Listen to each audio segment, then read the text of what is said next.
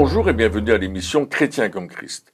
Aujourd'hui, nous parlerons des paraboles de Jésus. Alors Christine, tu as un texte à nous lire dans l'évangile de Marc, je pense. Non, dans l'évangile de Matthieu. Dans l'évangile de Matthieu. Au chapitre 13, les versets 34 à 35, Jésus dit toutes ces choses en paraboles à la foule. Et il ne lui parlait pas sans parabole, afin que s'accomplisse ce que le prophète avait annoncé. J'ouvrirai ma bouche pour parler en parabole. Je proclamerai des choses cachées depuis la création du monde. Waouh. Et là, on voit directement que les paraboles servent à proclamer des choses cachées. Donc Jésus va prendre des images de la vie de tous les jours pour exprimer des choses qu'on ne peut pas voir. Oui, donc c'est ça. Donc une parabole, ça parle de la vie de tous les jours, oui. des choses que les gens connaissent de la vie de tous les jours. Connaissent bien, donc, oui, absolument. Il parle des domaines que la foule peut comprendre, c'est ça. Et le but, c'est un peu comme un jeu, essayer de faire découvrir le sens caché de l'histoire. Comment ça, tout à fait, ça te fait réfléchir par rapport à ce que tu dis. Les gens vont réfléchir et dire « Ah tiens, il fait une comparaison avec quelque chose de la vie de tous les jours pour enseigner quelque chose de spirituel. » Et là, ça oblige les auditeurs à écouter et à s'identifier avec ce que Jésus raconte. Donc il y a vraiment cette image. En fait, c'est une image, une parabole. C'est comme si on faisait une bande dessinée. On raconte une histoire, et puis les personnes disent « Ah oui, mais ça, on sait de quoi il parle. Ah, on sait de quoi il parle. » Et je me souviens, Christine, on avait un tableau à histoire qu'on faisait sur le marché. Et en fait, il fallait faire des lettres en noir, et les gens devaient deviner les lettres que c'était. Il fallait mettre des traits de couleur, etc. Et elle racontait la parabole... C'était la parabole du fils prodigue. Du fils prodigue. Et moi, j'appelais l'histoire des petits cochons. Et puis, elle a commencé à faire ça. Et puis, les gens, ils regardaient. Il y avait des gens qui s'étaient arrêtés. Il y avait un groupe qui s'était arrêté. Oui, parce qu'à la base, juste pour donner un peu le contexte, les personnes ne savaient pas du tout qu'on parlait de Jésus. Non, c'est ça. Le but, c'était d'amener le message à la fin, une fois qu'on avait l'attention de tout le monde. C'est ça, exactement. Donc, attirer l'attention. Oui, et les gens, ils écoutaient l'histoire que Christine racontait. Et puis, il y a une dame qui a dit « Ah, mais c'est la parabole du fils prodigue. Ah, mais oui, je la reconnais. » Et puis, c'est extraordinaire parce que tout d'un coup, une connaissance qu'elle avait peut-être oubliée depuis des années, mais qu'on lui avait enseignée au catéchisme ou quelque part d'autre, est ressurgie. Et puis, on a pu annoncer, et Christine a continué d'annoncer l'évangile, tout en expliquant l'histoire du fils prodigue qui était revenu vers son père. Ouais. Et elle faisait ça, alors on dessinait des petits cochons, parce qu'il est allé nourrir les cochons. Bref, il y avait tous des dessins qu'on faisait. Et les gens ont dit « Waouh, on comprend ce que vous racontez. » Ouais, et le fils prodigue est une parabole. Absolument. C'est une histoire qui est assez connue dans le monde chrétien, mais à la base, c'est une parabole qui nous parle encore aujourd'hui. C'est-à-dire qu'on prend... on peut même prendre cette histoire de tellement de manières différentes et de faire comprendre beaucoup de choses différentes par la même histoire, c'est ça Par la même histoire, c'est une histoire vraiment qui est bonne pour montrer l'amour du Père, pour montrer la repentance, vraiment tout le cheminement aussi, le cheminement d'une personne qui quitte son Père, et comme on quitte Dieu. On pourrait l'expliquer là maintenant, mais je ne sais pas si c'est ça. Mais qui quitte Dieu et puis qui va je vais dire, qui dévale la pente quelque part, et jusqu'au moment où il se rend compte lui-même de ce qu'il a fait et des conséquences de ses actes. Et alors j'insistais sur le fait qu'il ne va pas blâmer tout le monde, la société, etc., mais qu'il va prendre conscience qu'il est responsable et que donc il a la possibilité de revenir, mais il s'attend à ce que son père soit fâché. Et en réalité, son père l'attend avec amour. Et là, c'est vraiment l'amour de Dieu qui attend le pécheur. Et justement, lorsque Jésus a raconté cette parabole, c'était tellement vrai pour ceux qui étaient là et qui l'écoutaient, parce qu'ils se disaient, ils avaient reconnu qu'ils avaient péché. On discutait dans l'émission précédente avec Jean-Baptiste, où il y avait eu un baptême de repentance et il y avait une reconnaissance quelque part des péchés qui avaient été commis. Mais ce qu'ils ne pouvaient pas savoir, c'est si Dieu allait vouloir les reprendre, allait bien vouloir les accepter à nouveau. Et Jésus, en racontant cette parabole, est en train de leur lancer la perche en disant « Mais si, Dieu est là, et l'attitude du Père, c'est les bras grands ouverts, je vais te restaurer qui tu es, etc. Et c'est l'histoire c'est cette image dans le Fils prodigue. Et donc, les paraboles que Jésus enseignait sont encore d'actualité aujourd'hui. On les utilise encore parce qu'elles sont tellement parlantes et ça peut nous parler de tellement de manières différentes. Alors, comment est-ce que nous, à l'heure actuelle, on pourrait inventer notre propre parabole? C'est quoi le processus? On va dire qu'une parabole va illustrer un principe biblique, va illustrer une vérité biblique. Donc on va essayer de parler avec des choses d'aujourd'hui. On peut parler d'un bug dans informatique, par exemple. On peut parler que dans notre ordinateur, il y a un virus. Et il faut le trouver pour que l'ordinateur puisse continuer à tourner. Ou sinon, il va tout le temps faire des problèmes. Chaque fois qu'on va vouloir faire un jeu ou travailler, il va nous dire non, ça fonctionne pas, non, ça fonctionne pas.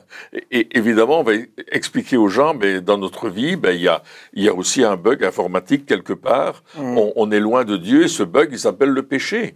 Mais il y a une méthode, il y a un antivirus pour le sortir de là. Et cet antivirus, c'est Jésus qui est venu mourir pour nous sur la croix et qui a versé son sang. Donc on peut imaginer de cette façon-là, d'une façon très naturelle, avec les choses de la vie de tous les jours d'aujourd'hui.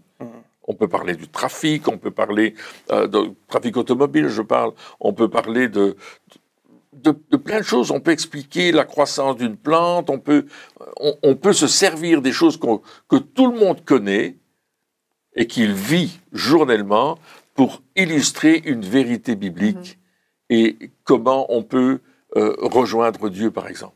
Ouais. Et ces paraboles, justement, elles vont nous aider à communiquer plus facilement. Oui. C'est-à-dire que en fait, ce qui se passe, c'est qu'une parabole, ça donne des images à un texte, à une théorie, à une vérité. Ouais, ça la met en image. Et c'est bien connu, on préfère tous les images. Je sais pas, les bandes dessinées, c'est quand même mieux. On comprend ce qui se passe. Oui. Si je lis un livre, par exemple, un roman, ou peu importe, eh bien, l'écrivain va devoir décrire chacun des personnages, comment ils sont habillés, leur démarche, etc. Lorsque j'ai une bande dessinée, c'est beaucoup plus simple, évidemment, parce que je vois directement de quoi il s'agit, comment ils sont habillés, leur démarche, l'expression sur leur visage, sans devoir lire un texte. Ouais. C'est quelque chose de plus simple. Et donc, je peux me concentrer uniquement sur ce qui est important, savoir les dialogues, ce qui est en train de se passer. Donc, j'ai pas besoin d'avoir tout le contexte, je peux juste regarder les dialogues. C'est un peu ça. Et lorsque on parle de parabole, eh bien, c'est un peu la même chose. C'est-à-dire que au lieu d'avoir quelque chose de peut-être plus long et où je vais peut-être décrocher plus facilement, parce que on a une limite d'attention, de temps d'attention, eh bien, je vais avoir quelque chose de plus concret, de plus imagé. Oui. Et je vais pouvoir dire c'est ça. Et je vais moi-même me dire si par exemple on me dit un fermier, directement je vais m'imaginer mon petit fermier, puis je vais m'imaginer mon champ, et ça fait travailler l'imagination, et donc l'imagination peut aider quelque part, ou aide à comprendre les choses. Oui. Et alors la particularité, parce que Jésus parlait en paraboles et il n'expliquait pas toujours les paraboles à la foule, il les expliquait à ses disciples en privé. Mais nous, on veut que tout le monde comprenne. Aujourd'hui, avec le Saint-Esprit, eh bien, quand on relit les paraboles et qu'on relit les explications de Jésus, et même certaines paraboles où il n'y a pas vraiment d'explication, mais bon, le Saint-Esprit nous guide quand même là-dedans de plus en plus, eh bien, on peut expliquer. Les gens ont vu la scène, je vais dire pratique, la scène sur Terre, et puis on peut leur expliquer la signification spirituelle pour leur vie, pour les aider à comprendre. Et l'avantage aussi, c'est que ça suscite la curiosité. Mais qu'est-ce qu'il veut dire? De quoi il parle? C'est un peu la foule, elle dit, mais qu'est-ce que c'est que ça? C'est un peu ça. Mais c'est important pour nous de donner après, oui, mais voilà la comparaison. Vous avez compris ce que ça veut dire sur la terre, mais maintenant, voilà ce qui se passe dans le spirituel par rapport à votre vie, par rapport à ces choses-là. Donc il faut aller jusqu'au bout maintenant de l'explication de la parabole. Oui, et une parabole, c'est une histoire terrestre avec un sens céleste. Oui, c'est ça. C'est quelque chose qu'on raconte, mais qui va nous aider à comprendre des vérités qui vont changer notre vie. J'explique par exemple ce que c'est qu'un lien, quelque chose qui nous lie. Alors tout le monde sait ce que c'est qu'un lien, mais un lien spirituel. Parfois on ne sait pas qu'on a un lien spirituel. Alors je raconte l'histoire de deux hommes qui ont fait la fête, et puis pour rentrer chez eux, ils doivent rentrer avec la barque. Alors ils vont dans leur barque et ils commencent à ramer, c'est la nuit, ils sont là, ils rament. Et puis ils s'endorment tous les deux, tellement ils sont fatigués, puis ils ont fait la fête. Hein, donc, et le matin, quand ils se réveillent, ils s'aperçoivent qu'ils n'ont pas quitté d'1 centimètre le port. Tout simplement parce qu'ils n'ont pas défait le lien. Alors ils ont eu beau ramer, ils sont restés à la même place. Donc j'explique, voyez-vous, un lien, c'est quelque chose qui nous empêche d'aller plus loin. Mais les gens disent, ah mais on comprend, c'est facile. Hein, il y a d'autres paraboles. Je parlais de cette parabole de ce professeur très imbu de lui-même qui prend le bateau pour traverser la Loire. La Loire, il y avait un passeur, il n'y avait pas de pont là, il y avait un passeur, vous prenez le bateau et vous traversez de l'autre côté. Et ce professeur, imbu de lui-même, pose la question à celui qui le passe de l'autre côté, qui rame, hein, ils sont accrochés à un filin, bien sûr, et puis ils vont de l'autre côté. Et puis il dit, mais monsieur, est-ce que vous connaissez les mathématiques? Et le monsieur, il dit, monsieur, moi, j'ai pas été à l'école, non, je connais pas les mathématiques. Est-ce que vous connaissez le français? Il dit, non, je connais pas le français. Il dit, mais vous avez perdu la moitié de votre vie, vous savez. Et vraiment, il prend ça de haut comme ça et il rabaisse le petit monsieur qui est dans la barque. Et à un certain moment, il y a un contre-courant qui vient, la barque se retourne et les deux hommes sont à l'eau. Et le passeur crie au professeur, monsieur, est-ce que vous savez nager? Il dit non. Il dit, vous avez perdu toute votre vie. Et c'est la manière dont on peut expliquer le péché, comment le péché va nous faire perdre toute notre vie. Mais il y a un moyen de salut. Heureusement, il y avait un moyen de salut pour ces deux hommes aussi. Il y a eu une autre barque qui est venue les secourir, mais à cause qu'ils ne savaient pas nager, ils ne connaissaient pas cette vérité, et cela l'a tué. Oui, on peut imaginer beaucoup de choses de la vie de tous les jours pour expliquer quelque chose de terrestre qui va expliquer quelque chose de céleste.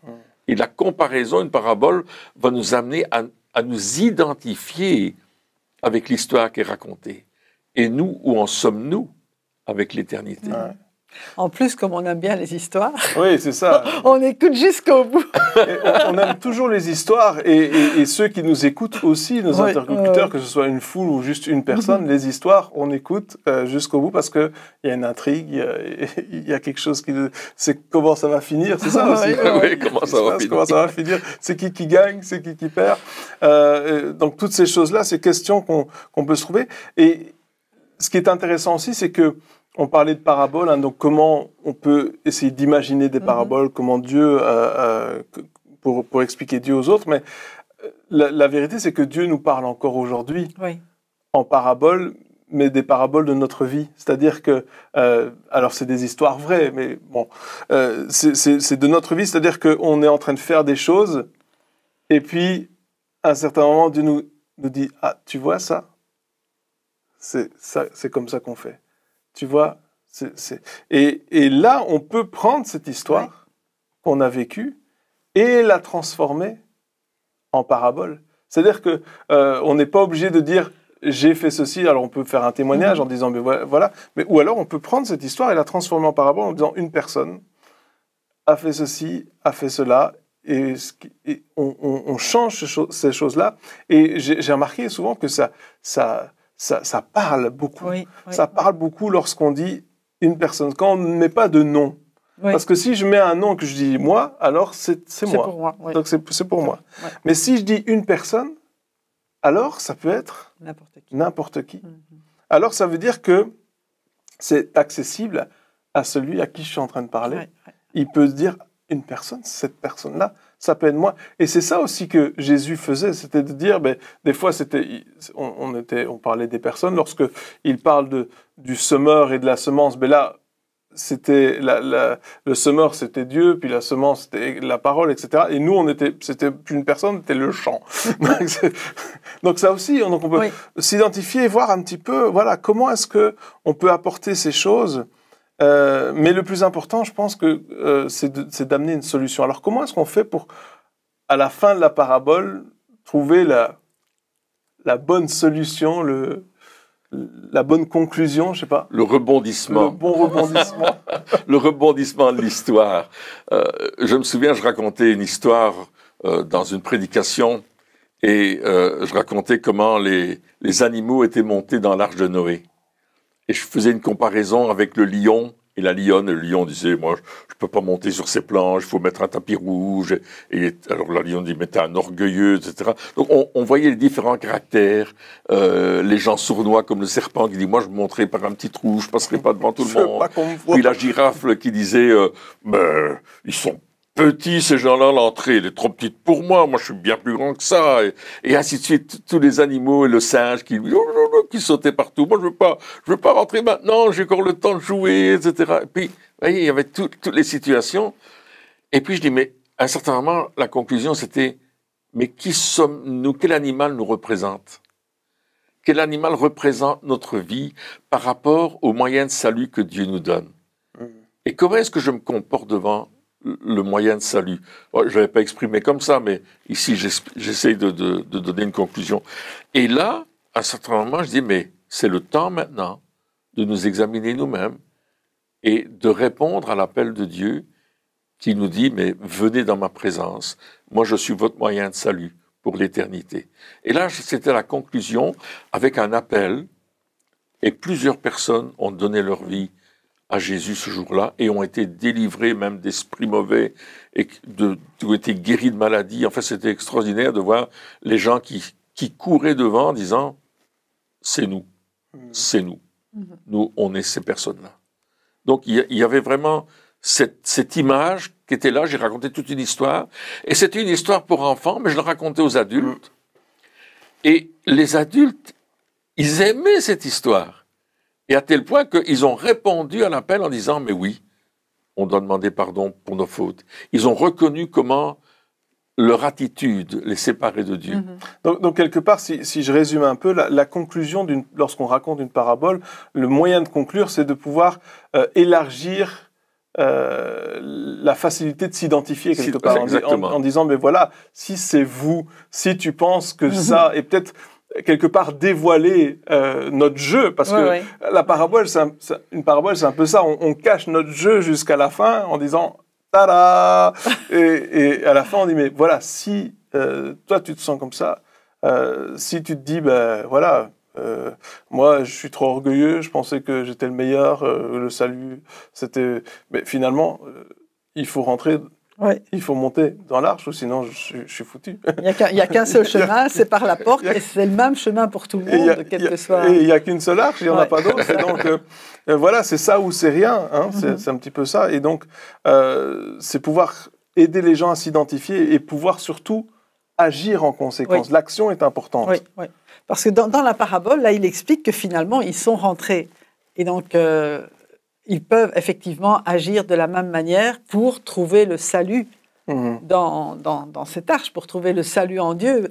Et je crois que c'est important parce que quand on parle du péché, quand on parle du salut, quand on parle de vie éternelle, là aussi, ce sont des choses qu'il faut expliquer parce que le péché, ça n'a pour beaucoup, ça n'a plus... C'est un arbre qui porte des pêches. Oui. Oui, mais aujourd'hui, ça ne signifie plus rien du tout. Ça ne signifie plus rien. Être sauvé de quoi ? Donc il y a des choses vraiment qu'il faut redonner le désir d'être sauvé, la conscience qu'on a besoin de salut aussi. Réconcilié avec Dieu, voilà. Le péché, on s'est éloigné de Dieu. Il faut bien l'imager, ça doit être bien imagé. Avoir le vrai sens de la vie, quoi. Et ça, c'est vrai pour tout le monde, quelle que soit la condition sociale ou quoi que ce soit. Donc ça veut dire que même quand on est grand, on peut aimer les histoires. On aime toujours les histoires. On aimera toujours les histoires. Il y a toujours un enfant qui reste en nous. Exactement. Et on peut en raconter parce que finalement, Jésus, c'est ce qu'il faisait. Et si Jésus, fils de Dieu, Dieu fait homme, et utiliser ce moyen-là, je pense que c'est peut-être un bon moyen de communiquer. Et dans les évangiles, on peut trouver 49 paraboles que Jésus a partagées. Tout en sachant qu'il y en a sûrement beaucoup plus qu'il a partagé. Absolument. Oui. Donc, manière d'imager les vérités bibliques sont très importantes, tout en restant dans la vérité de l'Évangile. Tout en restant dans ce qu'on a besoin de connaître, on a besoin d'apprendre. Et je pense qu'on devrait faire un exercice et de dire, comment je peux aujourd'hui trouver une parabole pour expliquer un fait biblique. Qu'est-ce que je pourrais faire? Et puis, moi, je lance l'idée aux téléspectateurs en disant, essayez de trouver, d'inventer une parabole pour expliquer comment Dieu nous aime, comment Dieu veut nous sauver, etc. Donc, ou prenez un fait qui a existé, par exemple, quelqu'un qui s'est jeté à l'eau pour sauver quelqu'un qui est en train de se noyer, et qui a presque donné sa vie pour le sauver, et puis de là, on peut sortir une vérité biblique que Jésus, lui, était en sécurité, puis mais il s'est jeté à l'eau pour nous sauver, nous aussi. Donc voilà, ce serait une parabole. On peut trouver d'autres moyens de créer des paraboles pour expliquer les vérités bibliques. Donc, prenez une vérité biblique et essayez d'en faire une parabole. Et puis, testez-la avec votre épouse ou votre époux, ou avec un frère ou une sœur de l'Église, et voyez s'il va comprendre votre parabole. Ce serait un bel exercice. Moi, je sais aussi que quand je veux faire une parabole, j'ai un message, une prédication, et que j'aimerais que les gens le comprennent davantage, mais que je ne connais pas d'histoire déjà existante, à ma connaissance en tout cas, qui peut expliquer ces choses-là. Souvent, ce que je fais, c'est que je prie là-dessus, je demande au Saint-Esprit de m'éclairer, de me donner une histoire. Voilà, parce que je sais que c'est tellement plus simple de comprendre comme ça. Et bien souvent, ce qui m'arrive, c'est que j'ai une image, ou j'ai une vision, je vois un truc, et je me dis ah oui, ou alors il y a quelque chose qui m'arrive pendant la semaine, ou je sais pas. Enfin, c'est comme il y a quelque chose qui grandit en moi. Des fois, j'ai une partie de l'équation, on va dire ça, j'ai une partie de la solution un jour, et puis un autre jour, et puis encore une autre le troisième, quatrième jour. Tout ça pour dire qu'on ne doit pas forcément trouver une histoire dans les 5 minutes. Des fois, on doit laisser les choses mûrir, prendre maturité en nous, et parce que Dieu, il veut, plus ça prend du temps, des fois, plus il y a un impact qui est fort dans l'histoire qu'on raconte. Et le nombre de fois où les personnes sont venues me trouver après en me disant « mais enfin », j'avais jamais compris ce passage-là, j'avais jamais compris comment ça... Et je dois avouer que, personnellement, je comprends mieux avec mes histoires que ce que j'avais compris avant, parce que c'est le Saint-Esprit qui nous parle. Donc, peut-être demander aussi au Saint-Esprit de nous donner une révélation par rapport à ça, une image, quelque chose qu'on vit pendant la semaine, peu importe, et le laisser nous parler par rapport à ça. Et tout ça montre en fait que le ciel et la terre sont vraiment... c'est comme si la terre, c'est le livre d'image du ciel. Mais c'est ça. Et tout ce qu'on voit sur la terre a son pendant dans le spirituel, dans le ciel. C'est un peu comme le tabernacle, que Moïse a vu le tabernacle au ciel et puis il l'a reproduit sur la terre. Mais la même chose, ce qu'on vit sur Terre, tout ce qui peut nous arriver, les choses qu'on voit, qu'on vit, mais tout ça peut avoir une signification, en tout cas un rapport, un pendant. Une relation. Une relation, oui, avec ce qui se passe au ciel, avec ce qui se passe dans notre vie au plus profond de nous-mêmes. Toutes les choses qu'on ne voit pas, mais qui sont là. Et c'est ça, et donc on ne doit pas non plus avoir peur de demander à Dieu d'utiliser notre imagination. Absolument, c'est vrai. On peut imaginer des choses. Je veux dire, quand on regarde un petit peu les paraboles de Jésus, vous êtes le sel de la terre, vous êtes la lumière du monde, on ne peut pas mettre la lumière en dessous d'une table. Ça, c'est clair quand même. Toutes ces choses, où c'est des choses mais tellement simples de la vie, mais qui utilise notre imagination. C'est-à-dire que quand on me dit je peux pas mettre une lampe en dessous de la table, ben moi à chaque fois qu'on dit ça, je vois la table et je vois la lampe en dessous. À quoi ça sert? Et je me dis mais c'est vrai que à part éclairer tes pieds, ça va pas t'aider beaucoup. Donc, mais il faut prendre le temps d'y réfléchir. Oui, c'est ça. Il faut pas juste lire la phrase comme ça et puis c'est vrai, matériellement, physiquement c'est bien. Mais il faut prendre le temps de s'arrêter. Et qu'est-ce que ça veut dire pour moi dans ma vie maintenant? Donc ça veut dire aussi qu'avec nos interlocuteurs, on doit pouvoir laisser un temps de réflexion. Peut-être ne pas raconter l'histoire trop vite. Peut-être leur demander qu'est-ce que ça veut dire. Ou leur demander ce qu'ils ont... Comment on peut faire pour créer un petit peu cette réflexion. Oui, et puis ton histoire fait partie d'une conversation. Hein, Jésus, il enseignait en parabole. Ça faisait partie de la conversation qu'il tenait avec le public qui l'écoutait, qui était attentif, parce qu'il voulait entendre quelque chose. Il voulait recevoir quelque chose. Donc, il prenait le temps de le faire. Et puis, souvent, Jésus a dit, mais, comme tu disais, vous êtes le sel de la terre. Et si le sel perd sa saveur, ben oui, tout le monde comprend que si tu mets du sel et que tu ne sens même pas le goût, ben, il sert à rien. Tu n'as pas l'envie de le manger. Tu dis, mais c'est du mauvais sel, tu vas le jeter. Ils disent, il est juste bon pour être jeté. Donc, ayez de la saveur. Toi, tu dois être du sel et apporter de la saveur dans le monde. Et donc, on se pose la question, comment je fais c'est quoi la saveur voilà, exactement. Et là, on rentre dans une vérité biblique qui nous aide à dire, mais est-ce que j'ai la saveur? Est-ce que je n'ai pas la saveur? Donc, c'est pas seulement apporter la parabole, c'est aussi amener la réflexion qui va avec la parabole et qui va demander une action, un changement dans mon comportement, dans ma vie. Et là, on est dans la repentance, un changement de mentalité. Je me suis rendu compte que, non, moi, j'étais pas le sel de la terre. J'ai pas de goût pour les gens. Je dois changer. Et souvent, je raconte l'histoire, je l'ai déjà raconté, des chrétiens thermomètres et des chrétiens thermostats. Donc, c'est aussi une parabole. Tout le monde sait ce que c'est qu'un thermomètre, tout le monde sait ce que c'est qu'un thermostat, et il dit, ouais, je suis plutôt un thermomètre, hein. Je me moule dans l'ambiance, là, je fais comme tout le monde, hein. Tu vois. Et puis, on peut ajouter à cette parabole du thermomètre et du thermostat, le thermostat, sans chauffage, ne sert à rien. Absolument. Sans Saint-Esprit. Sans Saint-Esprit. Tu peux demander la température que tu veux. S'il n'y a pas de radiateur juste à côté, s'il n'est pas connecté, c'est fini, ça ne sert à rien. Il ne sert à rien. Et donc, on peut continuer cette parabole. Ça va être une belle décoration, c'est tout. En disant, mais voilà, finalement, c'est ça aussi. C'est de dire, tu es un chrétien thermostat, super. Mais est-ce que tu es connecté? Est-ce qu'il y a un chauffage avec? Et c'est vrai. Et donc, on peut continuer en disant, voilà, ça nous parle. Et ça me parle. Et encore une fois, je réfléchis, mais il faut, en tant que personne qui écoute, il faut que j'agisse aussi.